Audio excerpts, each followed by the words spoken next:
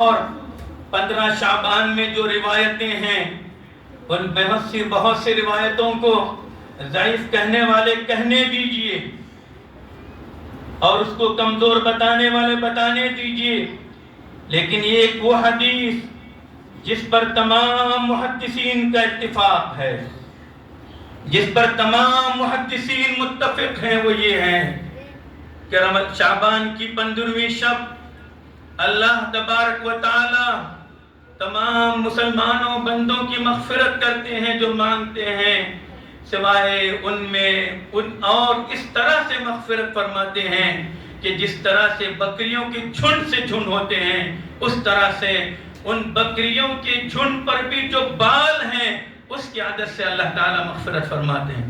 لیکن جو مشاہن ہے، جو دلوں میں کینہ رکھتا ہے، کسی مسلمان بھائی کے خلاف چغلی کرتا ہے، کسی مسلمان بھائی کے سلسلے میں اپنے دلوں کو تنگ رکھتا ہے، میں قطع تعلق کی بات نہیں کرتا، جو بھائی سے کٹے ہیں، عام مسلمانوں کے ساتھ جو تعلق رکھتا، بے تعلقی کرتا ہے، اس کی مغفرت بھی اس رات نہیں ہوتی جب 15 شعبان میں اللہ کی مغفرت کا صلہ عام ہوتا ہے۔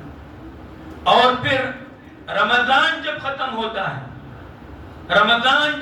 ہوتا ہے اس وقت بھی جن 4 لوگوں کی مغفرت اللہ نہیں فرمائیں گے اس میں سے ایک شرابی ہے۔ نوجوانوں خوب سن لو، افیون اس میں داخل ہے، بھنگ اس میں داخل ہے، سگریٹ کی جو نشاور قسمیں اس میں داخل ہیں، اور آج کل جو الیکٹرانک سگریٹ یہ سب اسی میں داخل ہیں۔ شرابی جو اپنے ہوش و حواس کو کھو دیتا ہے اللہ اس کی مغفرت نہیں کرے گا۔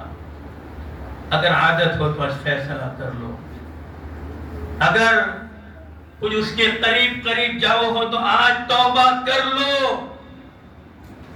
دوسرا، والدین کا نافرمان، اگر کہیں نافرمانی سرزد ہو گئی آج ہی والدین کا پیر پکڑ کر معافی مانگ لو۔ رمضان ختم ہوگا مغفرت نہیں ہوگی۔ قطع تعلق کرنے والا، رشتوں کو توڑنے والا اگر کہیں کر لیا تو آج اس کی استواری کر لو۔ اور آخر میں مسلمانوں کے خلاف دلوں میں بغض اور عداوت کو رکھنے والا، پہلے دلوں کو صاف کرو۔ وَيْلٌ لِكُلِّ هُمَزَةٍ لُمَزَةٍ، اور دوسری جگہ دونوں اما پارے میں وَيْلٌ لِلْمُطَفِّفِينَ، جو لوگ ناپ تول میں کمی کرتے ہیں اور ناپ تول صحیح نہیں کرتے، تجارت میں دھوکہ دیتے ہیں، ایک مال بتا کر ایک مال دیتے ہیں، ان کے لیے بھی ویل ہے، تباہی ہے، بربادی ہے۔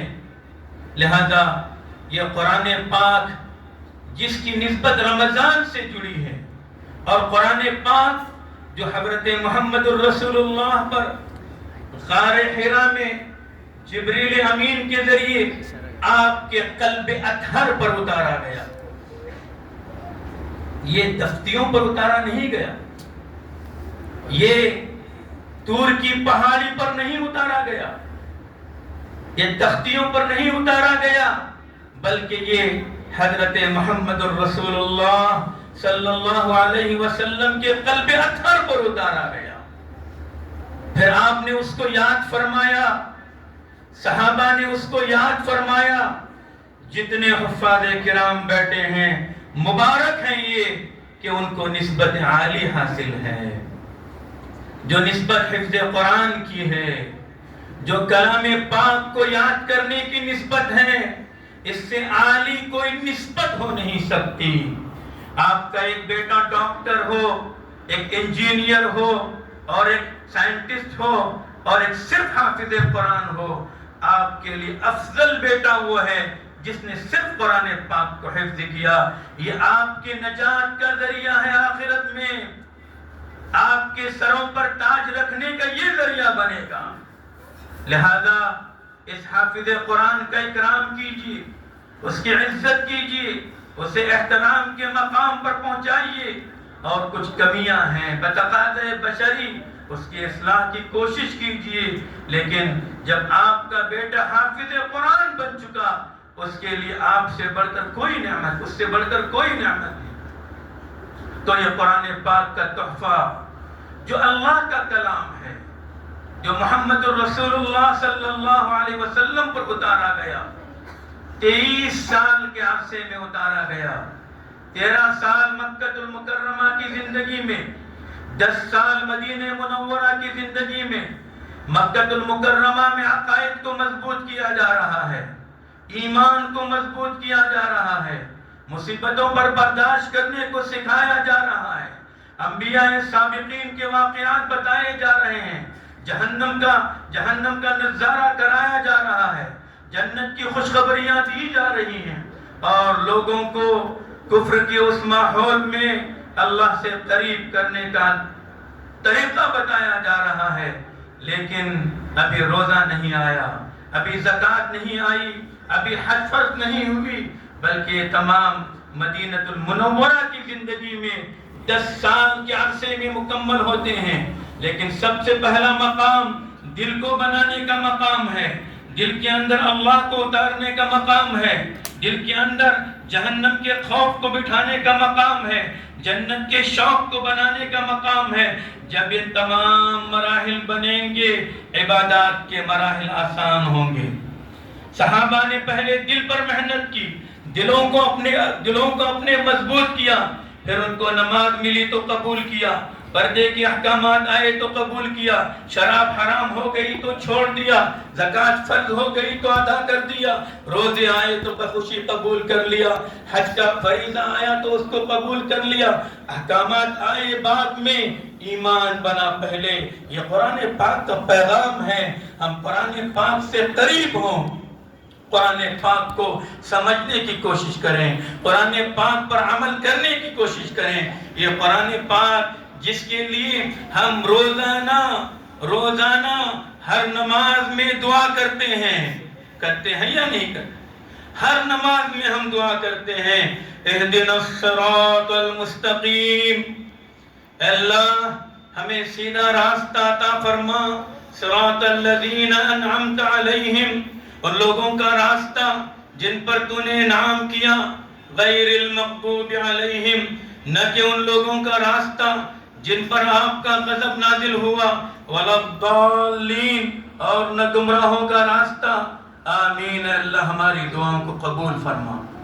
ایک راستہ ہم انبیاء کا مانگتے ہیں، ایک راستہ ہم انبیاء کا مانتے ہیں اہدنا الصراط المستقیم میں، اور دوسرے راستے سے ہم پناہ بھی مانگتے ہیں، غیروں کے راستے پر نہ چلا، مشرکوں کے راستے پر نہ چلا، ان کے عادات و اطوار پر مت چلا، ان کے فیشن پر مت چلا، ان کے فیشن پرستی پر مت چلا، ان کی ہیئر کٹنگ پر مت چلا، ان کے پنتلون اور ان کے لباس کے ماڈل پر مت چلا۔ اے اللہ ہمیں انبیاء کا سیدھا سادہ راستہ عطا فرما۔ ہم یہ دعا ہر دن کرتے ہیں، ہر نماز میں پڑھتے ہیں، ہر سنت میں کرتے ہیں، ہر فرض میں کرتے ہیں۔ وہ آخر ہدایت کیا ہے؟ حافظ قرآن نے جب سورہ والناس کی تلاوت پہلی رکعت میں کی اور یوں کہا من الجنۃ والناس، بہت سے لوگ سمجھ رہے ہوں گے قرآن ختم ہو گیا، قرآن ایک مرتبہ دور کرنے کے لیے نہیں ہے۔ بہت سے نوجوان بتا دیتے ہیں ماشاءاللہ میرے بچے کا قرآن ختم ہو گیا، 3-4 سال کے بعد ملی، پوچھئے بچہ قرآن پابند، قرآن ختم ہو گیا۔ قاری صاحب کو بلایا یا مسجد میں بھیجے، اور 1 مرتبہ 2 مرتبہ قرآن ختم ہو گیا۔ ہم نے سوچا کہ زندگی میں بچے کا حق ادا کر دیا، اب نہ وہ بچہ اس کو قرآن پڑھتا ہے، گھر میں اس کی تلاوت کرتا ہے، ہمیں اس کی ڈریسنگ یاد ہے، اس کا کھانا پینا یاد ہے، اسکول کے ٹیمپو آنے سے پہلے یونیفارم پہنا کر بھیجنا یاد ہے، لیکن اس بچے کو قرآن پاک پڑھانا یاد نہیں، روزانہ کی تلاوت کرانا یاد نہیں۔ ظالم کون ہے بچوں؟ ظالم بچے نہیں ہیں، ظالم ہم والدین ہیں، ہم سرپرست ہیں جو قرآن پاک سے ان کے رشتے کو توڑ چکے ہیں۔ ہم نے بچوں کے رشتے کو قرآن پاک سے توڑا، ہم نے قرآن پاک سے بچوں کو دور کیا۔ یورپ کی غلامی پہ رضامند ہوا تو مجھ کو تو گلہ تجھ سے ہے، یورپ سے نہیں ہے۔ گالیاں یورپ کو بعد میں دیجیے، مشرکوں پر بددعائیں بعد میں کیجیے، پہلے اپنے گھریلو زندگی کی اصلاح کیجیے۔ ہم نے گھروں میں کون سا ماحول بچوں کو دیا، کس طرح کا ماحول ہم نے فراہم کیا؟ یعنی اہدنا الصراط المستقیم کے تحت انبیاء کا راستہ ہم نے انہیں بتایا یا غیروں کا راستہ ہم نے انہیں سکھایا؟ حافظ صاحب نے اسی لیے پہلے رکعت میں سورہ والناس پڑھ کے آپ کو اہدنا الصراط المستقیم کا جواب بتا دیا۔ الف لام میم ذالک الکتاب لا ریب فیہ، جس ہدایت کا راستہ کو تم نے طلب کیا، اللہ فرماتے ہیں یہ وہ کتاب ہے جس ہدایت کو تم نے طلب کیا۔ پڑھو اب قرآن پاک کو، پڑھتے جاؤ اور ہدایت کو حاصل کرتے جاؤ۔ ہم صرف ہدایت مانگنے میں رہ گئے، ہدایت کہاں پر ہے ہمیں پتہ نہیں۔ قرآن پاک سے اپنے رشتے کو جوڑیے، احادیث مبارکہ سے اپنے تعلق کو جوڑیے، علماء کرام سے، مساجد سے، شبینہ اور صباحی مکاتب سے اپنے بچوں کو جوڑیے۔ چھوٹے چھوٹے بہانے سے ہم اسکول کو ترجیح دیتے ہیں، لیکن قرآن کی تعلیم سیکنڈری حیثیت ہو چکی ہے۔ اسکول کا بوجھ ہے، ہوم ورک پورا نہیں ہو رہا ہے، اس لیے بچہ قرآن نہیں۔ قرآن دوسرے نمبر پر ہمارے اور دوسری کتابیں پہلے نمبر پر آ گئی۔ لہذا شبینہ اور صباحی مکاتب اس میں خدا را نغہ نہ کی۔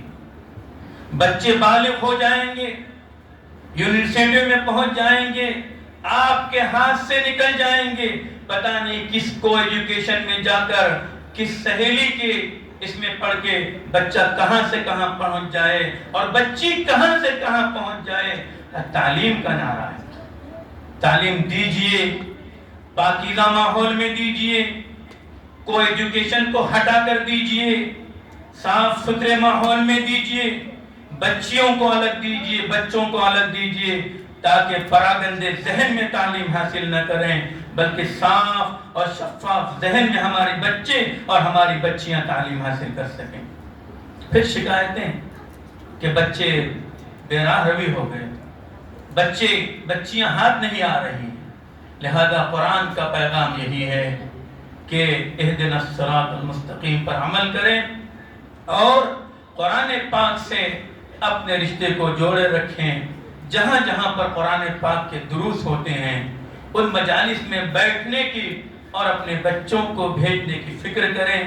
گھر میں بھی کچھ نہ کچھ اوقات بچوں کے لیے تعلیم کے نام پر دیں، اپنے گھروں میں بھی روزانہ یا ہفتہ واری درس کا ایسا نظام اور ایسا ماحول بنائیں کہ ہمارے بچے اور ہماری بچیاں قرآن پاک سے قریب ہو سکیں۔